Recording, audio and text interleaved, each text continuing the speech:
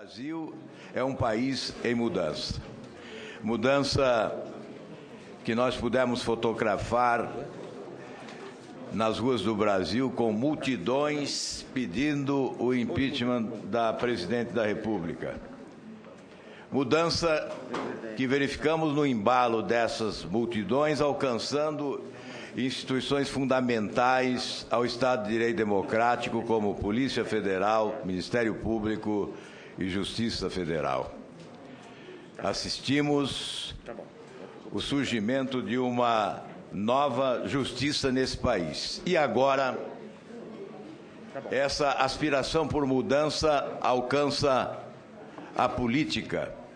Ou nós mudamos, senhor presidente, ou esse desejo incontido que alimenta a alma da nação vai nos atropelar. E a nossa mudança, a mudança que é nossa tarefa, começa com esse processo de impeachment, que é um instituto de natureza política.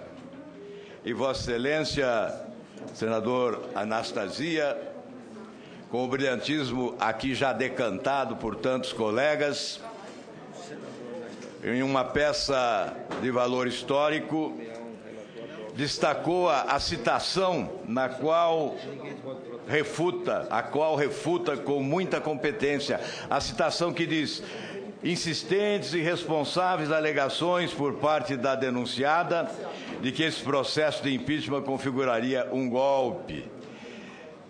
Em apoio às afirmações do nosso relator, eu digo, repito, relembro o que disse o ex-ministro do Supremo Tribunal Federal, Carlos Veloso, quando afirma que golpe seria o crime de responsabilidade sem punição.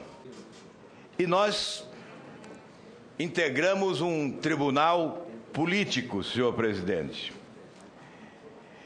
O Instituto do Impeachment é de natureza política e nós podemos recorrer a juristas extraordinários como o saudoso Paulo Brossard, como José Afonso da Silva, como Temístocles Cavalcante, como Manuel Gonçalves Ferreira Filho, entre tantos.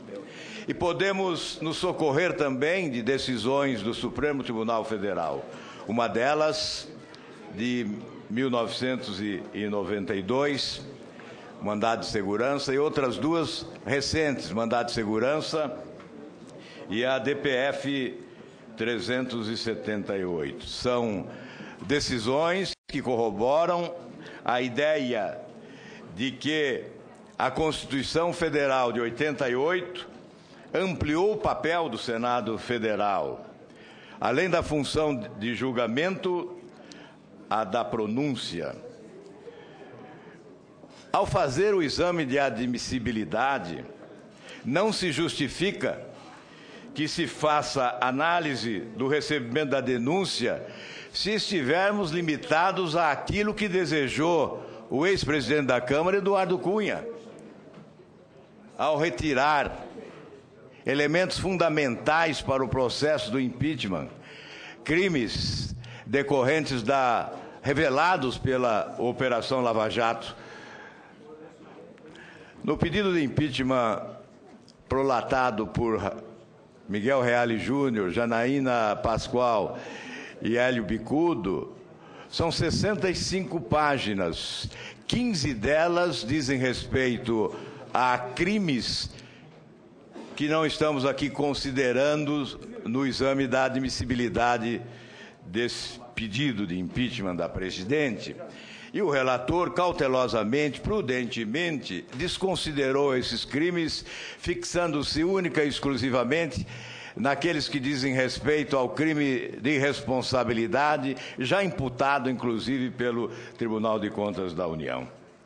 Mas, certamente, os crimes que não constam desse processo, que não se encontram nos autos do processo que será alvo de julgamento brevemente no Senado Federal, esses crimes alimentam a nossa consciência, senhor presidente, ou nos atormentam, porque é impossível desconsiderá-los, é impossível ignorá-los, diante do trauma que causaram ao país, diante dos efeitos nocivos que provocaram. tumultuando a vida nacional e transferindo dificuldades incríveis ao povo brasileiro, numa seleção de crises que passa da política para a economia, que invade a sociedade de forma perversa, de forma cruel, com prejuízos irrecuperáveis. Portanto, nós não fomos limitados pelo Supremo Tribunal Federal e não estamos limitados pela legislação vigente, pela jurisprudência que decorre desde 1992 para ficar apenas nesta data. Mas nós estamos nos limitando espontaneamente para evitarmos comprometimentos que possam gerar questionamentos capazes de dificultar o processo em curso. Em nenhum momento, eu repito, o Supremo Tribunal Federal impôs a esta Casa qualquer limitação. E eu entendo, sim, que para cumprirmos o ordenamento jurídico,